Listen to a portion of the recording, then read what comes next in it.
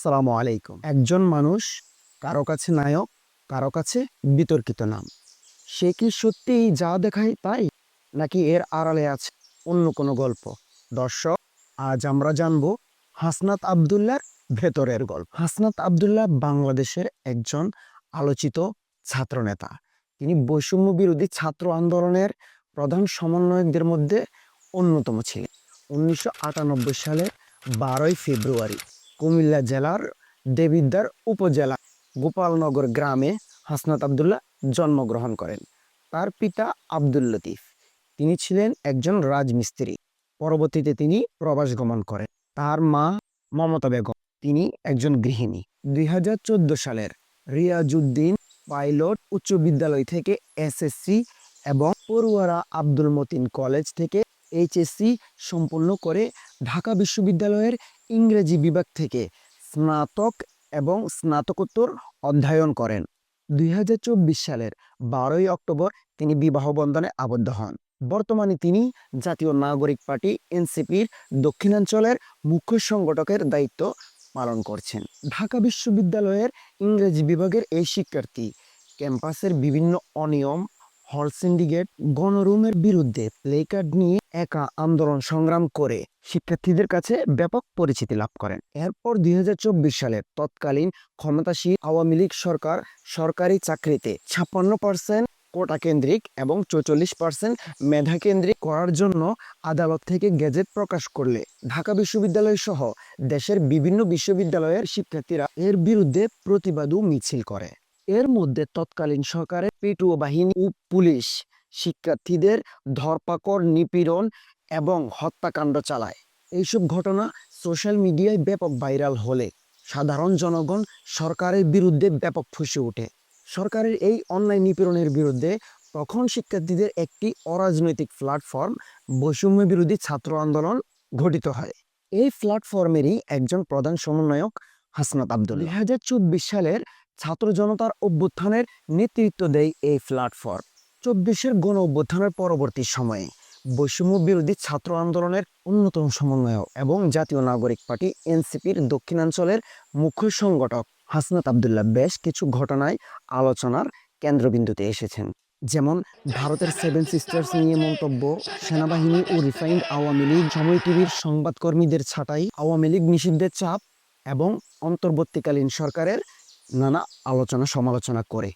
হাসনাত আব্দুল্লাহর এইসব বক্তব্য ও কর্মকাণ্ডের কারণে তিনি যেমন প্রশংসিত হয়েছেন, তেমনি হয়েছেন নানা হামলা ও হুমকির শিকার এবং ভারত ও বাংলাদেশের অভ্যন্তরীণ কূটনৈতিক ও রাজনৈতিক অস্থিরতা তৈরি অভিযোগেও তিনি বিদ্ধ হয়েছেন। কেউ বলছেন তিনি সাহসী কণ্ঠস্বর, আবার কেউ বা বলছেন তিনি বিতর্কের রাজনীতিবিদ। তবে সমর্থকদের কাছে তিনি সাহসী উন্নয়নের প্রতীক এবং নতুন বাংলাদেশের নির্মাতা।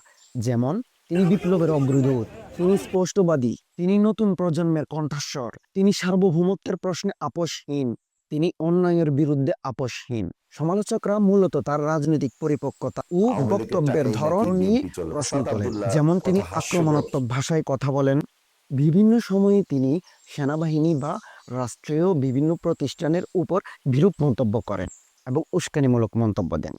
হাসনাত আব্দুল্লাহ যেমন বিপ্লবীর স্পিরিটের জন্য প্রশংসিত, তেমনি সমালোচকদের ভাষায় তিনি আবেগপ্রবণ বক্তব্য ও রাজনৈতিক বিতর্কিত অবস্থানের জন্য তীব্র সমালোচনার মুখোমুখি হন। 24-এর অভ্যুত্থানের অন্যতম নেতা, জাতীয় নাগরিক পার্টি এনসিপির দক্ষিণাঞ্চলের মুখ্য সংগঠক হাসনাত আব্দুল্লাহ 2026 সালের আসন্ন জাতীয় সংসদ নির্বাচনে কুমিল্লা 4 দেবিদ্বার আসন থেকে এনসিপির মনোনীত জামায়াত সহ 11 দলীয় জোটের প্রার্থী হিসেবে নির্বাচনে প্রতিদ্বন্দ্বিতা করবেন। সোশ্যাল মিডিয়ার বরাতে এবং সাধারণ মানুষের মন্তব্যে তার নির্বাচনী মাঠ বেশ ভালো। তার প্রধান প্রতিদ্বন্দ্বী বিএনপির মনোনীত প্রার্থী জনাব মঞ্জুরুল আহসান মুন্সী ইতিমধ্যে আদালত তাকে ঋণখেলাপি হিসেবে বিবেচিত করায় তিনি হয়তো নির্বাচনে অংশ নিতে পারবেন না। তাই বলাই যেতে পারে হাসনাত আব্দুল্লাহ বিনা প্রতিদ্বন্দ্বিতায় সংসদে যাচ্ছেন। হাসনাত আব্দুল্লাহ বর্তমান বাংলাদেশের উদীয়মান তরুণ ও অত্যন্ত প্রভাবশালী ছাত্রনেতা। সাধারণ মানুষের মধ্যে তার এত জনপ্রিয়তার মূলে রয়েছে তার সাহসী ও স্পষ্টভাষী বক্তব্য। গত কিছুদিন আগে একটি জনসভায় তিনি খোলা চ্যালেঞ্জ ছুড়ে বলেন, কেউ বলতে পারবে না আমি কারো কাছ থেকে 1 টাকা দুর্নীতি করেছি, কারো কাছ থেকে 1 এক কাপ কাপ চা চায়ের দুর্নীতি করে টাকাও আমি খেয়েছি। দুর্নীতি তার করি এমন নাই। বক্তব্য স্বচ্ছতা এবং সাদামাটা চলাফেরা, মানুষের সাথে মিশে যাওয়া, জনগণের সাথে কথা বলা এবং নতুন ধারার রাজনীতিক সূচনার জন্য মানুষ তাকে বেশ পছন্দ করে। তিনি মানুষের হৃদয়ে এমনভাবে জায়গা করে নিয়েছেন যে তিনি এখন যেই এলাকায় গণসংযোগের জন্য যান, ওই এলাকার মা চাচিরা তার জন্য রাস্তায় পিঠা নিয়ে অপেক্ষা করেন এবং মুরব্বীরা তার মাথায় হাত বুলিয়ে দোয়া করে দেন, হাতে টাকা গুঁজে দেন যেন সেই টাকা তিনি নির্বাচনের কাজে ব্যয় করতে পারেন।